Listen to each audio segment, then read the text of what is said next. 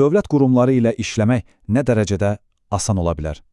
Bugün biz Azərbaycanda vətəndaşlara məhz bunu, yəni asan xidməti vəd edən bir sistemi, asan xidməti analiz edəcəyik. Gəlin görək, bu möhtəşəm vəd reallıqda özünü necə doğruldur? Hər şey məhz bu sözün ətrafında cərəyan edir, asan. Amma bu sadəcə bir ad deyil, əslində bütöv bir vəddir. Vətəndaşla dövlət arasındakı o soyuq, bürokratik münasibəti kökündən dəyişmək vədi. Adının mənası əslində bütün fəlsəfəni izah edir, asan. Yəni, çətin olmayan, rahat, əl çatan. Bu, o məşhur vahid pəncərə prinsipinin ürəyidir. Hər şeyi bir yerə toplamaq və vətəndaş üçün bütün prosesləri maksimum dərəcədə sadələşdirmək. İlk baxışdan hətta biraz inanılmaz səslənir, elə deyilmi? Bəs hökumətlə işləmək həqiqətən də bu qədər sadə ola bilərmi? Bu cazibədar vəd reallıqda özünü necə göstərir? Gəlin ilk olaraq bu sistemə nikbin bir gözlə baxaq. Deməli, birinci bölüm. Asan hökumət vədi. Gəlin görək, bu vəd edilən 10 dəqiqəlik inqilab əslində nə deməkdir? Baxın, rəsmi vədlər, xüsusilə də sahibkarlar üçün həqiqətən də inqilabi səslənir. Təsəvvür edin, heç bir dövlət idarəsinə getmirsən, uzun növbələrdə gözləmirsən, cəmi 10 dəqiqəyə tək bir şəxsiyyət vəsiqəsi ilə biznesini qeydiyyatdan keçirirsən. Bu, sanki bürokratiyaya elan olunmuş bir müharibə kimidir. Və budur rəsmi olaraq reklam edilən proses. Cəmi 4 saat atdım. Sayta gir, düyməni bas, məlumatları yaz və vəssalam, nömrən hazırdır. Hər şey o qədər aydın və səmərəli görünür ki, insan düşünür ki, burada nə problem ola bilər ki? Amma hər hekayənin bir də amması var. İndi gəlin ikinci bölümə keçək. Şüşə fasadın arxası. Bax, hekayəmiz məhz burada kəskin bir dönüş edir və o gözəl vədlər reallığın sərt divarına çırpılır.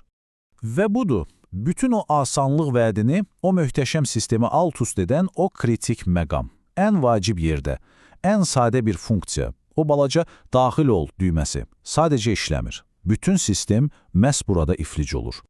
Bilirsiniz, elmi dildə bu cür vəziyyətlərə strukturdan ayrılma deyirlər. Amma gəlin daha sadə dildə deyək, bu vitrinlə reallıq arasındakı uçurumdur. Vitrin göz qamaşdırır, fasad müasirdir, amma arxasına keçəndə görürsən ki, gündəlik fəaliyyət tam başqa cürdür. Yəni, gözəl binalar və işləməyən düymələr. Baxın, bu cədvəl həmin o uçurumu çox aydın şəkildə gözümüzün önünə sərir. Sol tərəfdə parlaq vədlər var, pulsuz özünə xidmət, problemsiz portallar, mütəxəssis könüllülər. Sağ tərəfdə isə acı reallıq. Vətəndaşların bu xidmətlərdən xəbərsiz olması, işləməyən düymələr və sadəcə dekorativ fiqurlara çevrilmiş könüllülər. Hər sahədə eyni mənzərəni görürük. Tədqiqatda bu vəziyyəti təsvir etmək üçün mükəmməl bir ifadə işlədilib. Rəqəmsal muzeylər. Təsəvvür edin, bahalı, müasir kompüterlər, terminallar var, hər şey çox gözəl görünür. Amma onlardan istifadə etmək mümkün deyil. Sanki muzeydəki eksponatlara baxırsan, amma toxunmaq qadağandır. Yaxşı, bəs niyə belə olur? Üçüncü bölümdə məhz bu suala cavab axtaracağıq. Simvollar sistemi. Görək bu müasir sistem öz istifadəçilərini niyə belə aciz vəziyyətdə qoyur? Səbəbləri birbaşa mərkəzlərin içindəki insanlarda və siyasətlərdə axtaraq. Burada biz funksional atrofiya deyilən bir şeylə qarşılaşırıq. Yəni, bir rolun əsl mənasını itirməsi. Baxın, bu gənc, həvəsli könüllülər əslində vətəndaşlara kömək edən texniki bələdçilər olmalıydılar, amma reallıqda onların funksiyası sadəcə növbə tənzimləməklə məhdudlaşır, texniki problemi həll etmək isə onların deyil. Və ən pisi də nədir bilirsinizmi? Sistemin işləməməsi bəzilərinə sərf edir. Buna tərs stimul deyilir. Yəni, pulsuz özünə xidmət terminalı işləməyəndə siz nə edirsiniz? Məcbur qalıb ödənişli xidmət üçün əməkdaşa yaxınlaşırsınız. Beləcə, sistemin nasazlığı mərkəz üçün əlavə gəlir mənbəyinə çevrilir. Problem qazanca çevrilir. Bu isə ümumiyyətlə tam bir paradoksdur. Sistem özü bir problem yaradır, amma həmin problemi həll etmək üçün yeganə vasitə olan Google kimi axtarış sistemlərini də bloklayır. Vətəndaş bir informasiya vakuumuna düşür. Sanki bir qapalı dövrədir, içindən çıxış yolu yoxdur. Bütün bunların sonunda sıravi vətəndaş nə yaşayır? 4-cü bölümümüz məhz bunun haqqındadır. Vətəndaşın məyusluğu. Gəlin pozulmuş bir vədin insani bədəlinə, yəni emosional tərəfinə baxaq. Təsəvvür edin, o möhtəşəm, müasir binaya daxil olursunuz və sadə bir əməliyyatı edə bilmirsiniz. İlk ağlınıza gələn nə olur? Yəqin problem məndədir, mən bacarmıram. Sistem o qədər mükəmməl görünür ki, insan avtomatik olaraq günahı özündə axtarmağa başlayır. Və bu, utanmaq hissini yaradır. Asan adlanan bir şeyi bacara bilməyəndə insan xəcalət çəkir, pərt olur. Bu təsadüfi bir his deyil, bu mühitin dizaynının birbaşa nəticəsidir. Sistem elə qurulub ki, uğursuzluğun məsuliyyətini sən öz üzərinə götürürsən. Amma sonra bir an gəlir.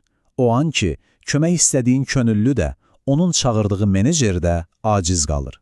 Bax, həmin an o utanc hissi buxarlanıb gedir və yerini çox daha dərin bir hissə, institusional xəyanət hissinə verir. Anlayırsan ki, sən aldadılmısan. Bütün bu asanlıq sadəcə bir tamaşa imiş. Yaxşı, bəs bütün bu problemlərdən sonra çıxış yolu nədir? 5-ci və sonuncu bölümümüzə xoş gəlmisiniz. Nümayişdən faydalılığa. Gəlin görək bu sistemi necə düzəltmək, o ilkin, gözəl vədi necə reallaşdırmaq olar? Tədqiqat bir neçə çox konkret və məntiqli tövsiyə irəli sürür. Məsələn, texniki problemləri yerindəcə həll etmək üçün səlahiyyət vermək. Könüllüləri sadəcə növbə tənzimləyən yox, əsl rəqəmsal bələdçi etmək. Və ən vacibi, əgər pulsuz sistem işləmirsə, pullu alternativ də pulsuz olmalıdır. Və menecerlərin işi qazanılan pulla yox, pulsuz xidmətlərdən neçə nəfərin uğurla yararlanması ilə ölçülməlidir. Beləliklə, Asanın hekayəsini 3 mərhələyə bölmək olar. Birinci mərhələ, yəni vitrin fazası, uğurlu oldu, fiziki infrastruktur quruldu. İndi isə biz durğunluq adlanan ikinci fazadayıq. Haradakı forma ilə funksiya arasındakı uçurum getdikcə dərinləşir. Gələcək isə 3-cü fazadan asılıdır. Nümayişdən əsl faydalılığa keçid etmək. Və yekunda biz sizi bu son sualla baş-başa buraxırıq. Gözəl, müasir, amma əslində işləməyən bir sistemin bizə, cəmiyyətə əsl dəyəri nədir?